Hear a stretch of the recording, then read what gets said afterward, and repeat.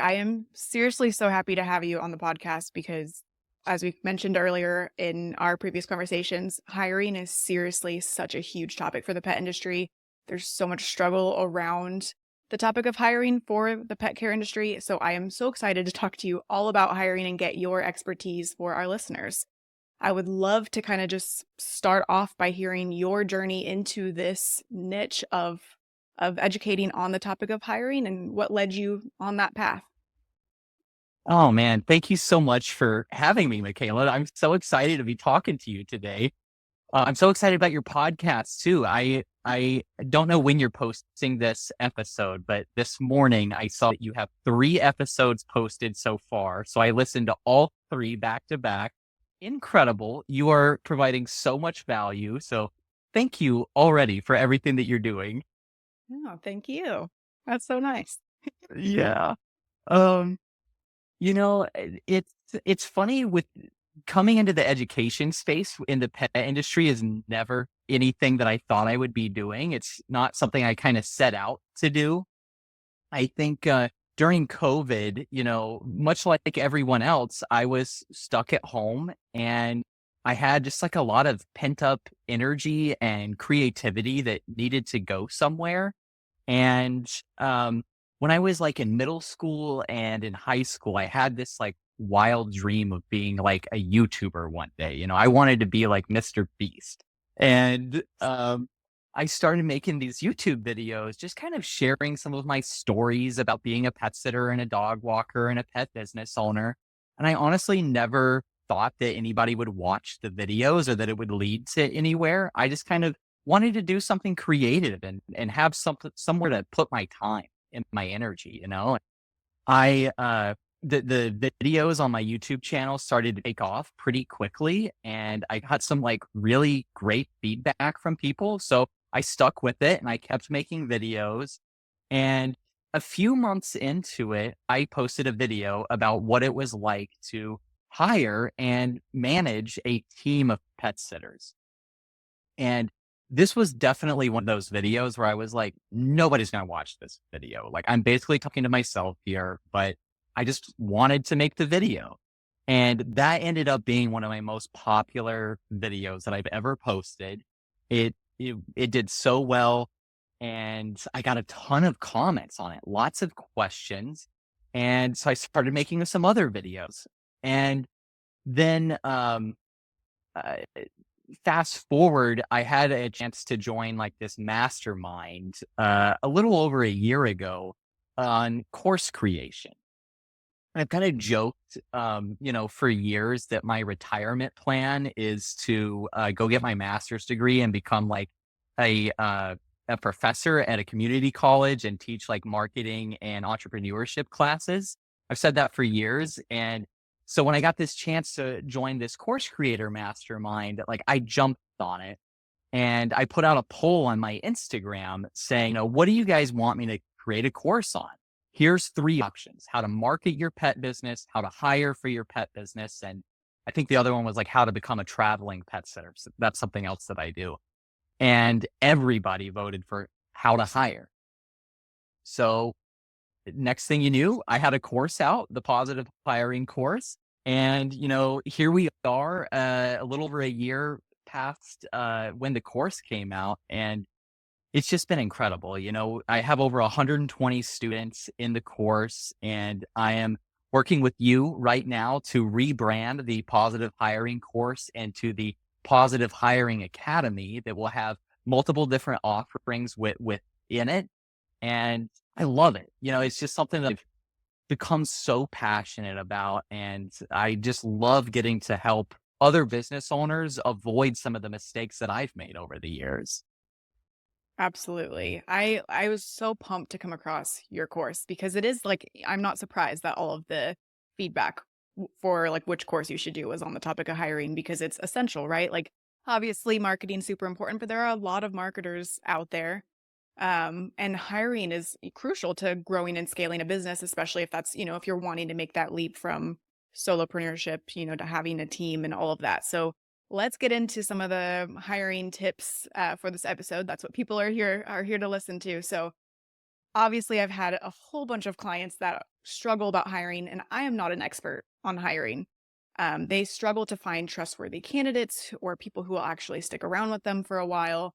What like baseline or like foundational strategies do you recommend for identifying quality candidates? What are like the most important things to look out for? Yeah.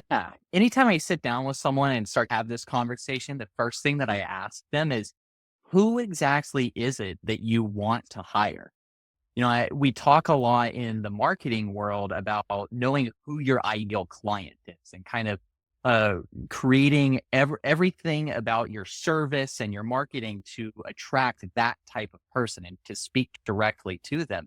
The same thing is true when we're hiring. We have to know what kind of culture we want to build within our team and what type of people, what type of demographics and psychographic and behavioral patterns will fit around that type of culture that we're trying to build. And once we kind of have all of that outlined, it makes it a lot easier to know how to write our job ad, where to post our job ad, what types of questions to ask in the interview process. It all starts with just knowing who we are looking for. And I think this is something that is very overlooked by a lot of businesses that are hiring. They get into this point where they know they need help. They know that they need to hire someone, and they may know the hours that they need to work. They may know, I need a cat person or I need a dog person or I need somebody on this side of town. They may know that side of things, but they haven't put a lot of thought into like, what does this person believe in? What do they stand for? Um, and all of these other bits and pieces that fit into it. So I really say to start there. And then once you have that side of things figured out and you're kind of going along the line here, you really want to hire for heart and then train the skill. I tell everybody in my course and everybody that I coach that we can train anyone on how to clean a litter box or how to walk a dog, but we cannot train someone on how to have their heart in the right place and how to have strong moral judgment. That's stuff that we can't train. So that's the kind of stuff that we need to look for throughout the application and interview process. And then we can train them on how to actually provide the services and do things our way, after we've hired them. Yeah, for sure. I like how you focus on like the active versus passive in terms of actively getting into potentially who you are wanting to hire. I think that we've all been there. Like even I'm hiring right now in my business and it's like, okay, here's the position, like who wants to, fill this role essentially, but who am I actually looking for on, a different basis of than the tasks that they're going to be performing because there is so much more to it.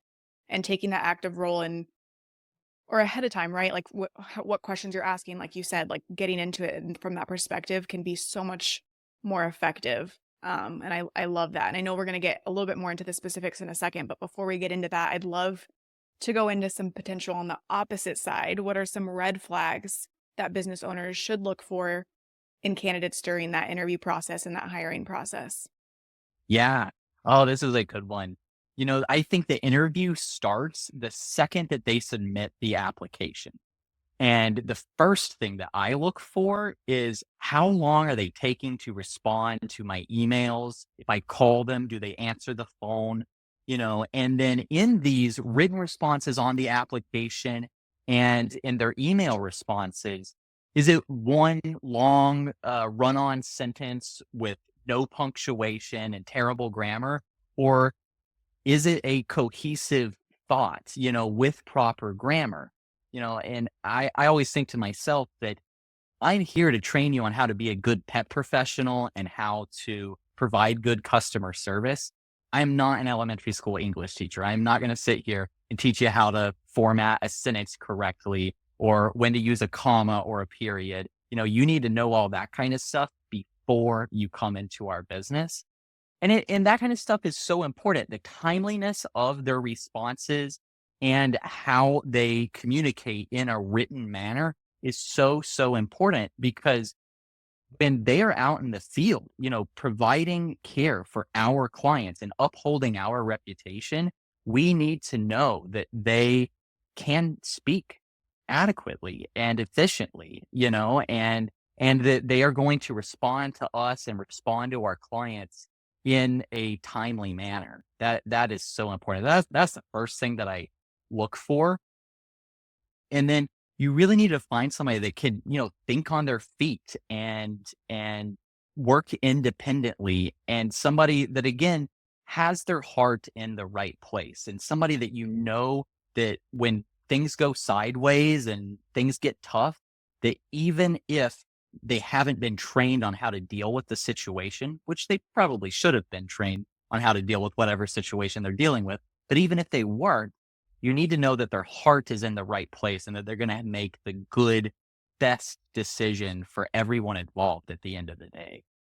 Yeah. And something you just said also just sparked something in my mind that I think a lot of people deal with in the pet industry when hiring is there is this like idealized concept of working in the pet industry where it's like, oh, this is going to be so easy. I just get to like pet dogs, like that sort of mindset.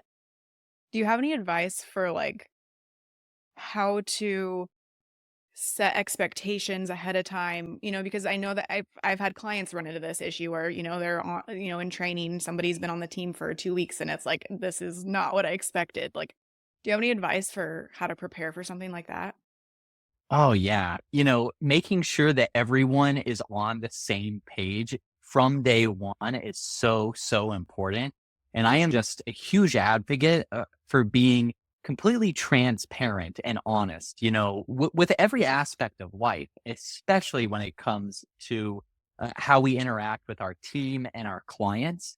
So, I mean, if you go to my application page, my website right now, the first thing that you're going to see at the top of that page is why this job may be a good fit for you. And then right under that, why this job may not be a good fit for you. And I outline exactly, the things that they need to be aware of. We are going to walk dogs that pull hard. We are going to walk in the rain and the snow and the 100-degree heat. Your schedule is going to change day of. You know, um, these are parts of being a pet sitter and a dog walker and a dog trainer too. This is part of what we do. And just setting that stage right there on the application page before they even submit the application, I think is so important. Yeah, I love that advice to have why this may not be the right fit. Like, it's so good to set those expectations ahead of time. That's great advice. And looking a little bit more back to like the foundations when it comes to hiring, your course specifically emphasizes the importance of having a solid foundation before you even do, begin the process of hiring.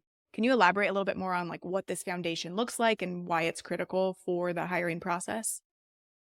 Yeah, this is again something that I think is so overlooked by so many pet business owners.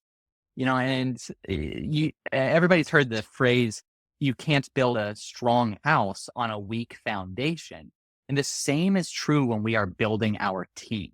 We have to lay the foundation first before we start bringing in our team members. And when I speak about the foundation that we need before we start hiring, I'm really talking about things like you need to have your prices set adequately. When I say adequately, I mean high enough where you can pay them a good living wage and cover all of your business expenses and have enough profit margin left over for all of this to be worth your while. Almost everyone that I work with, we have to start with a pretty significant price increase. I mean, that's just a pretty normal thing when we are transitioning from being a solo pet care provider to hiring and becoming a team leader. And then some other things is like, we need to make sure that we have a really solid contract in place that all of our clients have not only signed, but actually understand.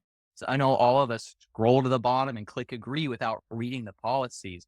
That's not any good. We need to know that they know our policies, understand our policies, follow our policies before we start involving other people, because then that's when the water gets murky. Um, Other things is you need to set boundaries with your clients. You need to set office hours. You need to stop using your personal phone number and set up a business line. You need to have a set system for how they submit scheduling requests, how they submit payments, all of these little bits and pieces that are easier to overlook when you're a solo pet care provider. You got to get this stuff ironed out before you start scaling and involving other people. Another part of the foundation is you should be able to fairly accurately predict your schedule and your revenue ahead of time. If you are looking at your calendar and you're like, man, I'm booked, back to back to back every day this week, and I have nothing next week, and I have no idea what the week after that's going to look like, you're not ready to start involving other people yet. You need to have a pretty predictable schedule and revenue.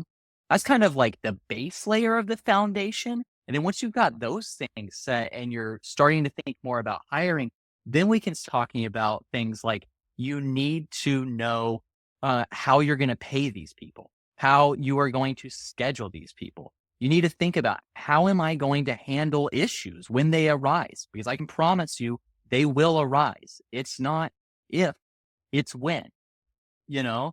And you need to think about these things ahead of time and ask yourself, what kind of leader do I want to be for my team? And what kind of skills do I need to acquire to be able to show up as that leader? We need to do all of this before we start hiring. And then we also need things like an employee handbook. We need a training manual. We need a payroll platform. All of these bits and pieces are part of that foundation that has to be laid before we actually start the hiring process. That okay. I feel like I have so many thoughts. The first is this is so smart because I feel like it's so important to think about hiring as like a long-term scalable thing, right? It's not just like I'm so overwhelmed I need like, another pet sitter to kind of help take off the load. It's like how are you looking at strategically getting team members into your, business and so that you can actually grow this business and whether you want to continue to do the services or just work on the business. It's so crucial to set these things, and it's funny because I didn't even, like, think about that before. When I was writing up these questions. There's so much that goes into this, and that's kind of my second thought from that is, while it's super smart to think about all these things, there's so much that you need to do, like, prior. Like, what would, like, your recommendation be for, like, the first thing? Like, if I've started my business, maybe I've had my business for a year or 2, I'm kind of at that tipping point where I'm like, "I would love to hire somebody." What's the first thing that you recommend doing to just kind of, avoid the overwhelm, but, like, this is something that's going to be, coming to my business? First thing is hit the pause button for a second. Just sit back, take a deep breath, remind yourself it's going to be okay. Don't get too overwhelmed. I know that's easier said than done, but like we all have to do this. We have to actively remind ourselves to breathe, to take a moment. It's okay. And remember that this is a marathon, not a sprint. We do not want to rush through this process. That's going to end up bad for everyone, and even if you have to turn away a couple clients in the meantime, that's okay. You would rather turn away a few requests than risk sending them someone that has not been brought in on a strong foundation. I think that's really crucial to just protecting our reputation for the long run, you know? And then after that, I always start with all of my coaching clients by telling them to just do a brain dump. Turn off your phone, get really comfortable, turn off all distractions, close the door, and just get a blank piece of paper and a pen. And for about an hour, write about, what do I want my business to look like in a year from now, in a 5 years from now, and make some little bullet points about, okay, if I want this, what do I have to do between now and then to achieve this? And once you kind of get these thoughts out of your head and onto a piece of paper, it just gets a lot easier to kind of take a step back, look at these notes and say, okay, this makes sense. This doesn't make sense. And if I'm going to do this, then maybe this needs to go here. Now, if you've ever watched my YouTube videos, I all the time say that our business is like a painting, and every decision that we make and every decision that we don't make in our business is like a stroke of the brush on the canvas.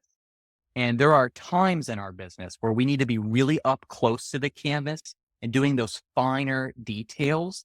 And then there are moments where we have to take a step back from the canvas and really look at the painting in its entirety.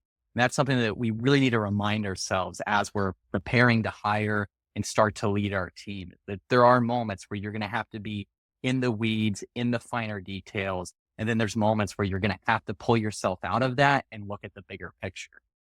I love that. I think it's such great advice to be able to brain dump it all out. It kind of releases like all of the things in your brain that can feel so overwhelming. And then from there, you can start to figure out, okay, here's everything I need to do. I can do one step at a time, right? Like looking at it, like you said, from far away, but also zeroing in on the task at hand.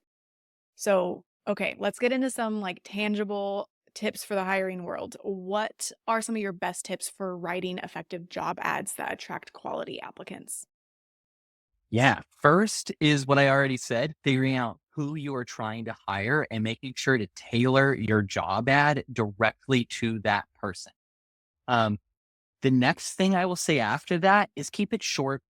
People are not going to read a novel about everything to do with your business and your job. And, that's one complaint that I hear often is that, oh, I said in the job ad this, this, this, and this. And then I go to look at their job ad and it's like 10 pages long. I'm like, yeah, nobody's going to read all that.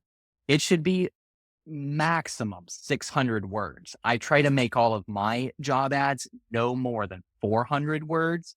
And anywhere that you can utilize things like bold, italics, bullet points, things that make it really easy for them to read through and get the most pertinent information is really key. And then you got to test this stuff.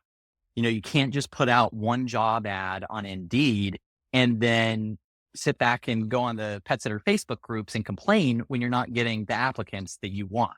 And then we see that all the time. You need to be A/B testing job ads constantly, both your wording on the job ads, your format of the job ads, where you're posting the job ads. You need to A/B test all of this constantly. And remember that the labor market is constantly changing. The world is constantly changing. And what employees are looking for is constantly changing. So just because you A/B tested something 6 months ago and you found the right answer then, that doesn't mean that it's still going to be the case now. So that's why you really have to view all of this as a constantly evolving process and not get stuck in your way, not get stuck in your ways. You have to be ready, willing, and able to change as the world around us changes. The way that I write job ads now, the way that I interview people now is completely different from the way it looked as we were coming out of COVID. And then especially before COVID, everything is entirely different. Absolutely. On the topic too about, where you're posting them, do you have certain recommendations for the most success for where you post the job ads, or is it just different for everybody? Yeah, it's going to really depend on, again, who you're trying to attract.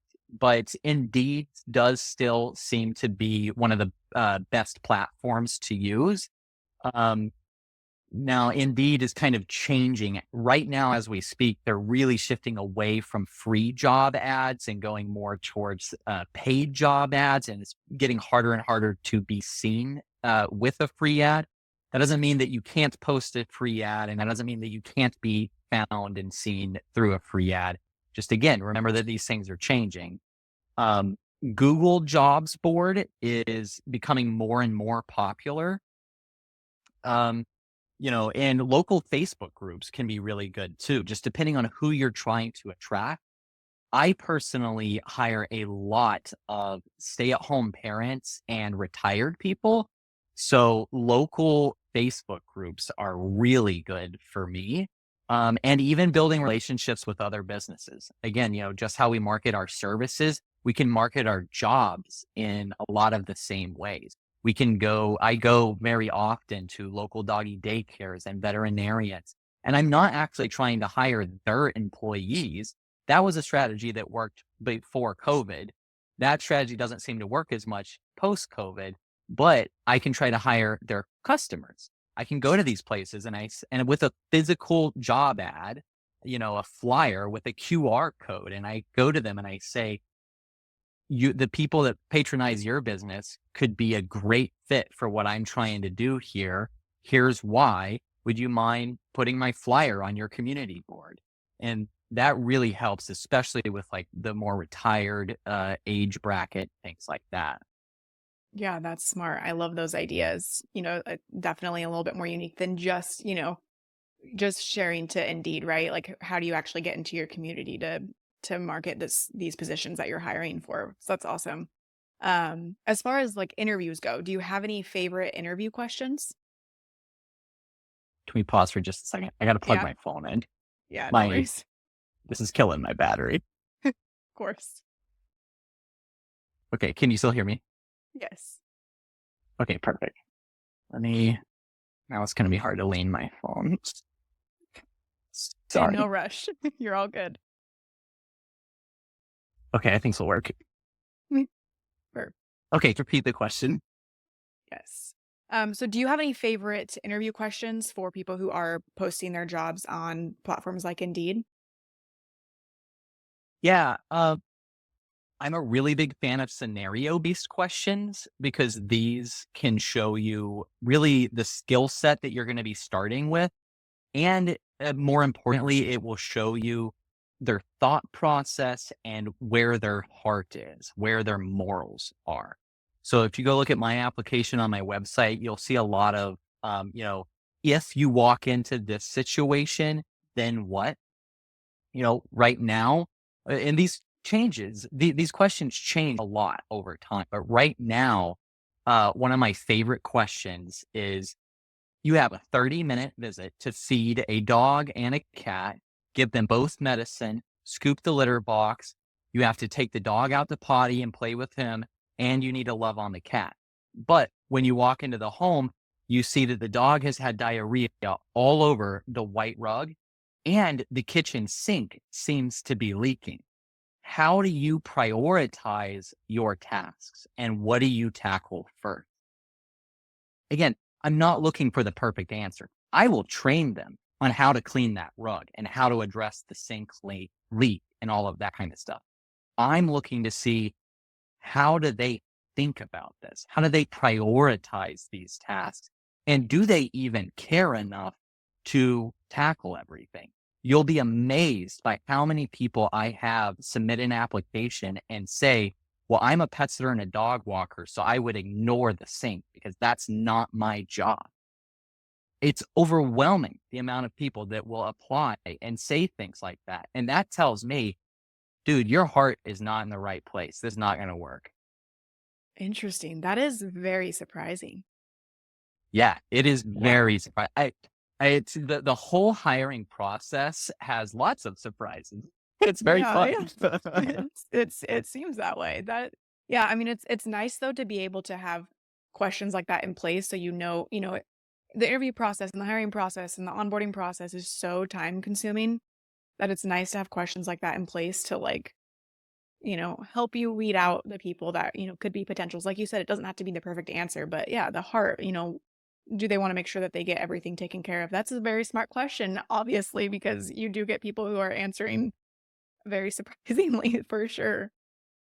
Yeah, yeah. Another one of my really favorite questions is, you're doing a series drop-in visits. You show up to a visit and you notice the dog's paw pad is red and irritated. And you take a photo of it, you notify the client, and you have not heard back from the client when you show up for the next visit. And now the paw is severely irritated and may need medical attention. Tell me word for word your exact message to the client, and then tell me how you are going to address the situation. And the responses I get to that question always shock me. I mean, it's pretty incredible how many people will say, "Oh, I'm the pet sitter. I'm not there to fix issues like that." I will just notify them and move on. Okay, well, the dog needs medical attention.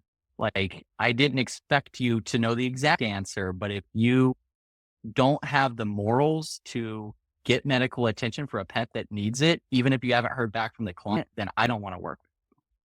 Right. Yeah. And or even just kind of the reference in the interview, you'd think of potentially like, reaching out to a manager or the owner or, for the best protocol That's the because you know perfect that it answer. yeah, because you know that it needs to be addressed, but what are the best protocols, right? If you're gonna go over time or, whatever it is, it's understandable to, need to reach out to, figure out the best protocol, especially when they're not trained. But at least knowing that the issue needs to be addressed is kind of the moral, it seems like, Right. of those types of scenario questions. That's interesting. Y- Right. So Right. so another thing that I hear a lot of, from my clients, it's a huge topic when it comes to hiring is that decision between independent contractors versus employees. What are your thoughts or like general advice around that topic?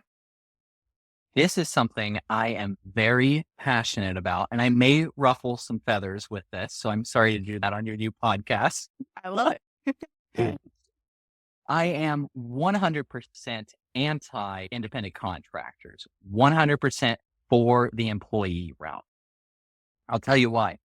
Um, in the United States, in today's world, it is almost impossible for us to operate a business with independent contractors legally because we want to train these people, because that's how we protect our reputation. If we don't train these people, we have no way of protecting our business, protecting ourselves, protecting our clients.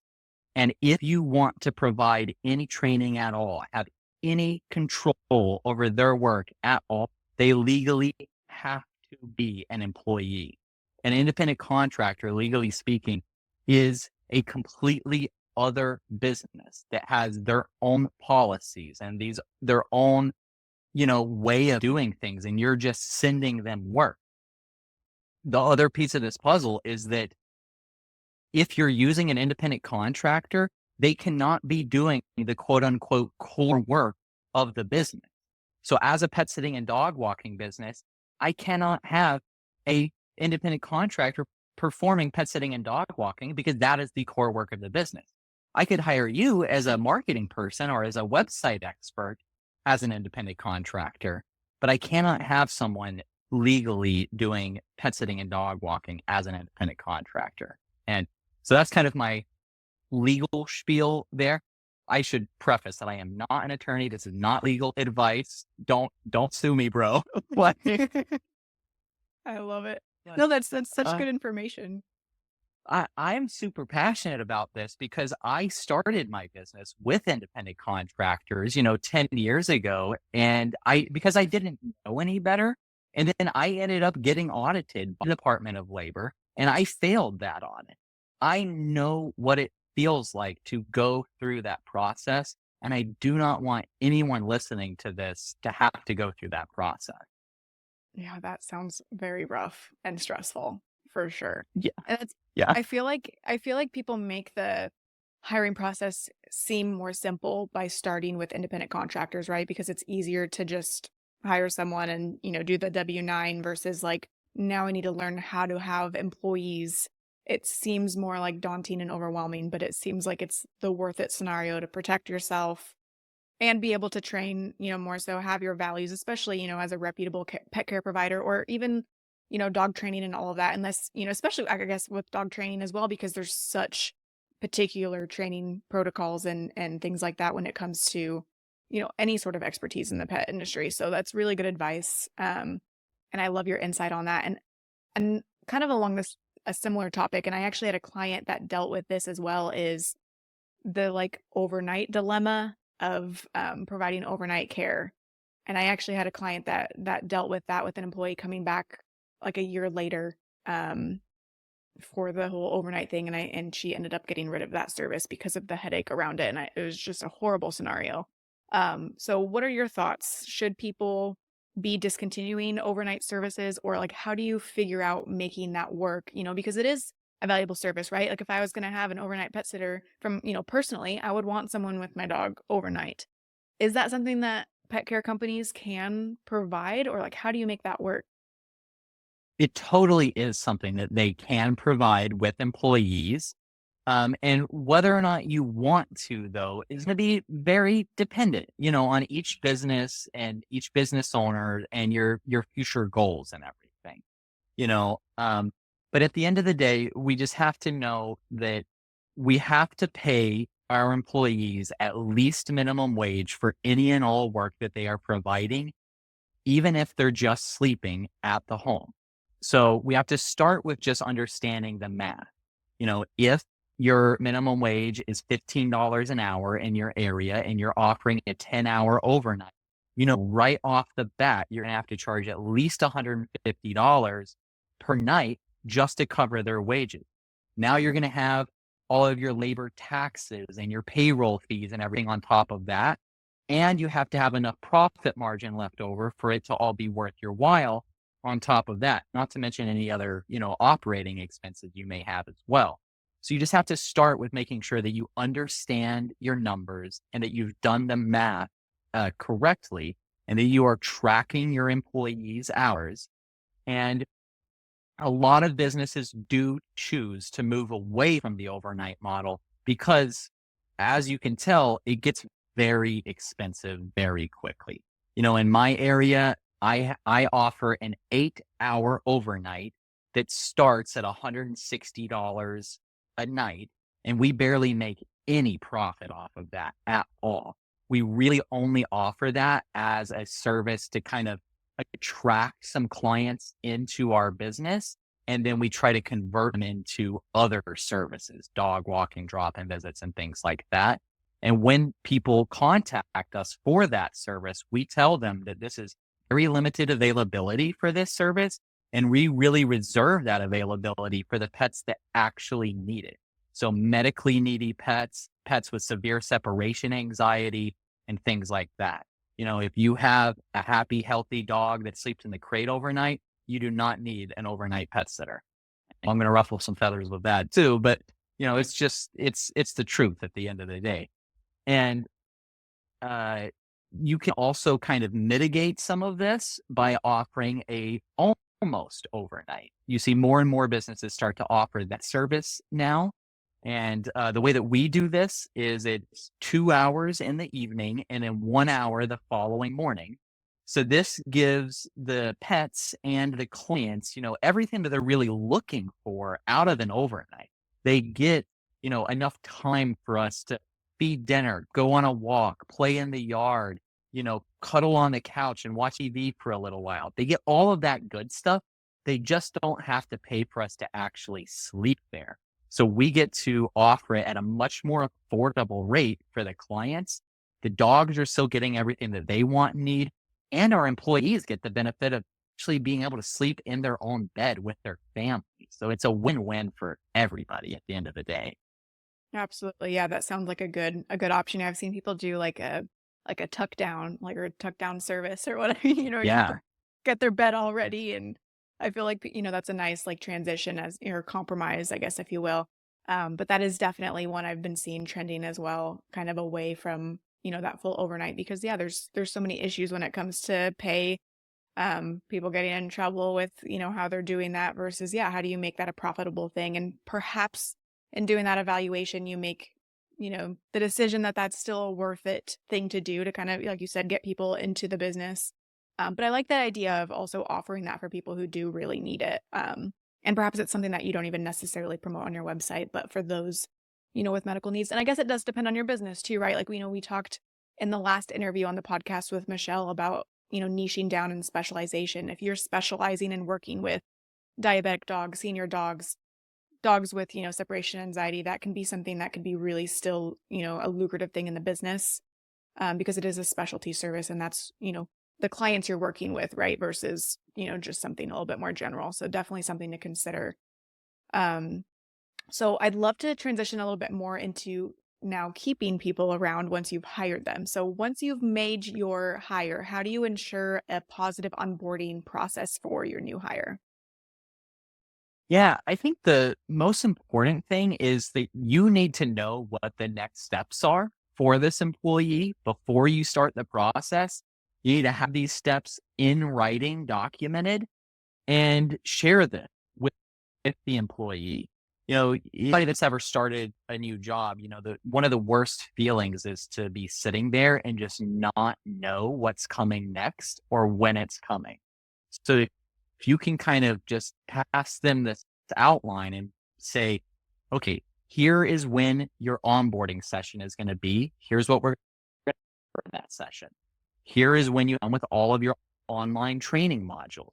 We're going to be doing your training visits.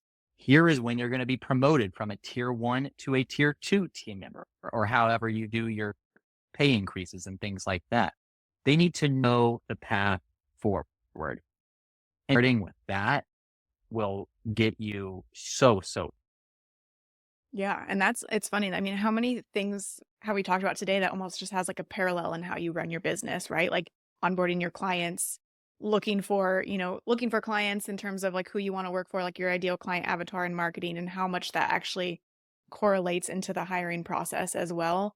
Setting expectations, setting boundaries, all of that, like the onboarding for clients and for potential team members seems to have a lot of overlap. There's so much overlap in all of this. And to me, that's so exciting. And it should be something that really, whoever's listening to this right now, that should give you relief because you're already doing this with your client. You know how to run your business. You know how to attract clients. You know how to onboard them. You know how to keep your clients happy and with you for a long time. And so many of those skills that you have learned on that side of things will come over into the team leadership side of things. Yeah, absolutely. And when it comes to, I guess, the onboarding process, once we get the team member on, the team member is trained, do you have any recommendations for how to keep your team motivated and just keep them on the team actually long term? Because I know that's also another issue is, people stay for a couple months and now you have to start the process all over again. So how do you keep people happy and on your team? Yeah. About that all day. There's a lot of rabbit holes we could go down there. But um, first thing, have all of my new teamers submit a bio form. And the half of this form is for the public bio that's on the about page of our website. But then really the link part of this bio is private questions for us to use to know how to be a better leader and how to better support them. And these are questions like, hey, if you do a good job, how do you like to be? Do you want a Starbucks gift card? Do you want a shout out on our social media? Do you want a private dinner? What is it that is going to speak to you? When we need to communicate to, are you someone that just wants the quick bullet points on Slack? Or do you want us to pick up the phone and talk through all of the details? That doesn't mean totally tailor every little thing, to meet their exact desires, but every little thing that we can do really helps a lot. And, one thing is that 2024, about to be 2025 here soon, so important to employees. And I think in general is being seen, being heard, and just the fact that you're asking these questions will mean a lot to your team members. It will make them feel seen and heard. And that itself goes so far, and then again, kind of circling back to knowing what those next steps are, no employee wants to be stuck in the exact role and at the exact same pay rate so you really need to have a plan for these people to learn and grow within your business. They may start as a, very part-time pet sitter or dog walker, but once they're really solid there and you can trust them and they're really proving themselves to go above and beyond, what's next for them? Need to know that and they need to know what's next. That will really just help keep them motivated and know towards things. Is that something that you recommend doing like biannually or every year or like when do you evaluate like, raises or changes or trainings? Like how do you factor that into planning? Personally, I do a evaluation of each team member every 90 days. So every 90 days, I will call up my team member. I track different KPIs, via the software that we use. We use time to pet. We track things. Are they ever leaving visits early? Are they staying at visits, showing up on time, arriving early or late, by how much? And then we track the quality of their updates. We actually have flags that we can put on each update where, like, this is a perfect update. One needs a little bit more improvement, really bad update, and then I can bring all of this actual data. So I'm not making the decision. I'm not playing favorites here. I have actual hard data that I can bring to these 90-day reviews. And I can say, hey, this last quarter, you were arriving early too often. We need to address this, and um, every 90 days may not be feasible, but doing it for everybody, but doing it at least twice a year, I think is pretty crucial.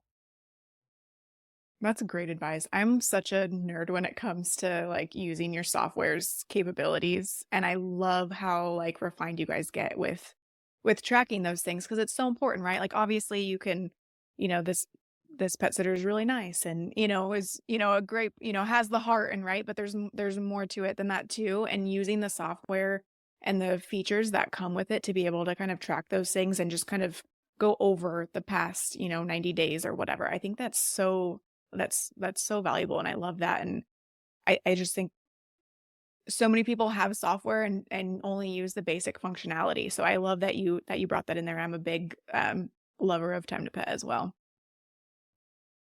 Yeah. This is something that I learned the hard way because I would do these evaluations, previously with no data. And I was making emotional decisions based off of like and who I clicked with the most. And then, a few years ago, about on a manager to help me lead my team. And she and I clicked different team members. We like different team members, you know, more the other person. When we would sit down, me and my manager, to have these discussions, we started to see that, hey, we're making emotional decisions here that emotion should not be a part of. So how move our emotions from all of this? And that's when I started digging into the software. What else can tell me and show me besides the schedule and the info to really help me lead my team. That's where we started pulling these reports. And man, that was really a game changer for me. Yeah, absolutely. Sorry, I'm gonna pause it because the trash truck is coming. Just one I second. really hope the Like, I audio is good because when you talk, I see like the little bars go on the side. And when I talk, I don't see the bars go up and down. I see the bars on yours. I think that's why. Oh, you do? Well, mine goes Oh, up. okay. Okay. Mine goes up when I talk and yours go up when I don't know. Like, I think it's working on Yeah, my it end. I won't know move that at all when I that's talk. interesting. Well, I guess we'll find out. Hopefully it's all good. Hope so. It's a good conversation. Okay, I think Uh, hold on one learning second. Let me curves. just take my water chai now, right? Hey, this is good for you though, too, because you don't have your podcast yet, so you can all the time Yeah. have guest spot. Yeah. Let me just no. I don't do you hear the trash truck? No, I couldn't hear it. Oh, okay. Well then good. Okay. Okay, thank you for that. That was such good advice on the topic of using your software and being able to kind of release the connection from the emotional decisions versus looking at the data and things like that. And sometimes it actually helps people release the pressure, right? Of like, I don't want to be mean or whatever. If you have data on your side to kind of evaluate and help you lead your team members, I think that's a great way to you know keep people around and know which team members are, doing good and where there's areas for improvements and kind of knowing in the future what, what you're looking for in team members. Totally. So you talked a little bit about, being seen and heard. I'd love to talk about, the current climate and kind of what you're seeing for the future. I'd love to like future trend a little bit and see if you had any advice or any trends that you foresee coming to the forefront when it comes to hiring and just how pet care providers can kind of adapt their hiring strategies to stay ahead and, make sure that they're still able to continue growing their teams and having, good team members. Oh, yeah. First thing is that, post COVID, something that is so important to employees is to really work with a business that they align with. They want to, a lot of people will actually accept less hour or even a smaller wage in exchange for working for a business that they believe in and have values that they align with. So, kind of going to that foundational piece that we talked about at the beginning, you need to outline what is your mission? What does your business actually stand for outside of just the services that you're offering? And what are your actual brand values? And those things should be a part of your hiring process. Say in the automated email the applicants get after they apply on our website, one of the first paragraphs of that email is our mission is to uplift and inspire a local community through our work with pets in our families. We value transparency, etc. And it is important that our team members are aligned with our mission and values. I mean, we say that right there in the email. That helps us weed out some people be the right fit and really helps us tell, just the current labor market, hey, we know what's important to you and we're here to support you and be a part of that. So I think that's something that we're seeing more and more of as we move forward. Something else that we're as we move forward is less independent contractors, more employees, businesses that, quote unquote, made it work with the ICs up until this point, but now they are transitioning away from that model to the full employee model. And I fully expect that trend to just skyrocket, at, um, something else is that minimum wage is being increased across the country, slowly. And when you're then figuring out how much you can pay your team members now, you don't want to use like days minimum wage. You want to look at your state's plan on raising minimum wage and think year or far advance. That way, when minimum wage is in your area, you're not left scrambling in changes. You've already planned ahead for those numbers to make sense. I love how so much of your advice is really looking long term. I feel like that's so crucial for being able to scale and grow your business and looking, yeah, like not at, okay, what is minimum wage right now? How can I get by, when it comes to increasing my pricing to, be able to hire? But no, let's look, yeah, at your area's plan, what does it look like 2 to 3 years from now? Because that is something that is steadily and regularly increasing. That's super smart advice. And when it comes to looking at your mission, it's funny. I feel like that's another like overlap in your marketing and your, what you're already doing in your business, in terms of your values and things like that. How does that reflect and in turn, reflect who you're going to be hiring and your values from there that your team can also expect. So I love like how much of this overlaps and like hopefully that is something that can reduce some of the overwhelm when it comes to this whole hiring process. Yeah. Yeah. To me, truly just such a sense of relief to know, like, if you're a solo pet care provider out there listening to this, like, stand for it.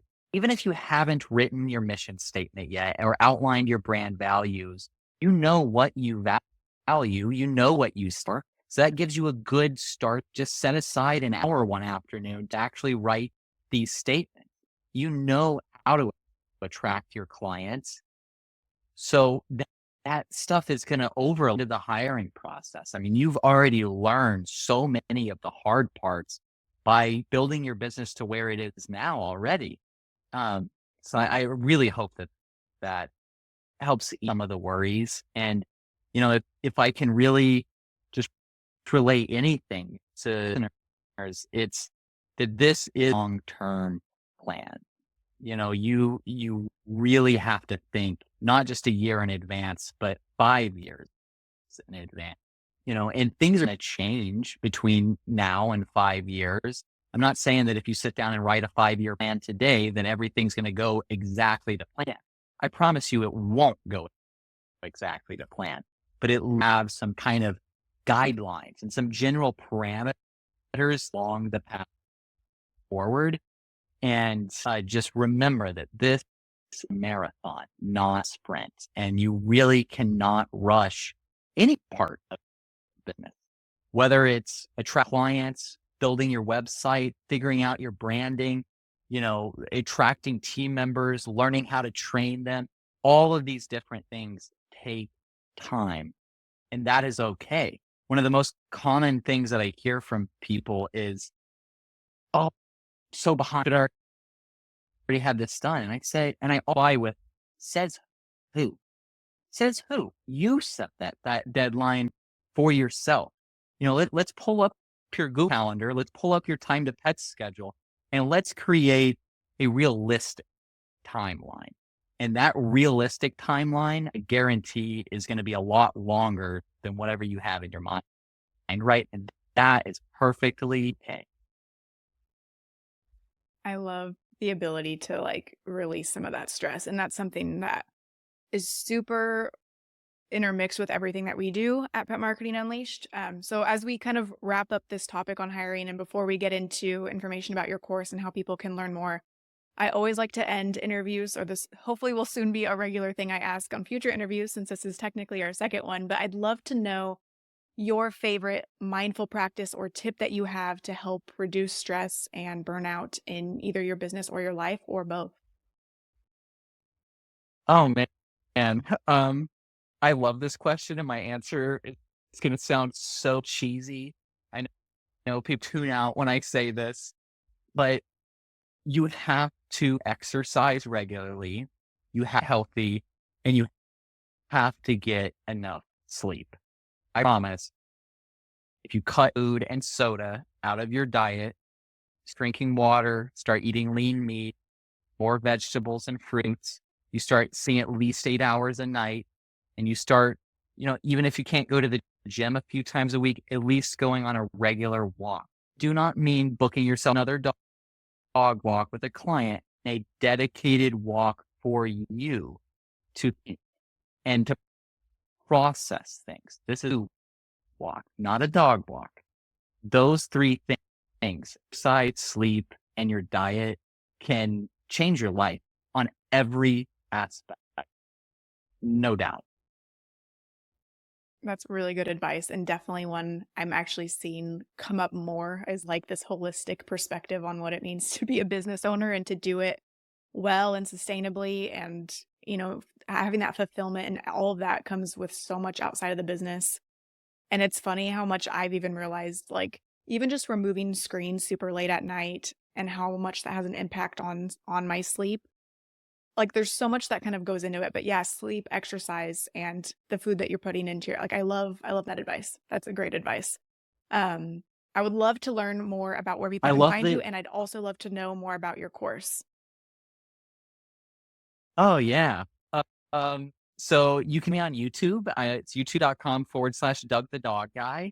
I have over 200 videos there sharing my experience as a pet sitter and a dog walker and a pet business owner. Doug the Dog Guy Official on Instagram. You can look up just Doug Keeling. That's Keeling on Facebook. So that's where you can find me. Then my course is called the Pawsitive Hiring Course. PA positive. We're in the pet world here. You know how we do. And Yeah, of I'm course. actually working with you and your team right now. Like I said at the beginning, turn this into academy. So right now, Positive Hiring Course, it's a module course that teaches you first on how to figure out and lay your foundation before you start the hiring process. Second module is all about the hiring process itself. So how do we figure out who our ideal team member is? What questions do we ask in the interview process? All of that kind of stuff. Then the third module is all about actually leading your team and retaining your team members once you attracted them. You can be all about the course. You can enroll anytime at dougthedogguy.co/hiring course. That's .co. You can see some of my other offerings with private coaching, and I also have some freebies on there, some free downloads, and some discount codes for other businesses I work with, and all that kind of stuff on my website. Soon, which will be that course 2025. We will actually have an employee training module on there. We will have a membership group that you can join to get ongoing, not only from me, but other industry leaders on a monthly basis through that membership. And we're toying around with the idea of a podcast and some other things too. So we'll see where it all leads. But you can just follow me on YouTube and Instagram, and you'll see all of my updates and everything there. Awesome. There's so much available and so much in the works for support when it comes to hiring, which is awesome because again, I know it's something that, that's why I interviewed you, right? Because I know it's such a big topic and it's not something I'm a specialist in. So I'm so grateful that I was able to chat with you all about hiring. And for our listeners in this episode, for his course, you can enter the code PMU at checkout to also get 10% off. I highly recommend reviewing his course. It's seriously filled with so much good information when it comes to hiring, especially because I know the topic can be a little bit overwhelming for some, and he really lays it out step by step for you. So definitely go check that out. Thank you so much, Doug. It was such an honor to be able to talk through all of these things hiring for our community. I know it's going to be such a well received topic, for support. So thank you so much. Hey, Caleb, I always so excited to talk to you. I'm so excited with all the branding you're doing right now, doing for me. Like it's incredible.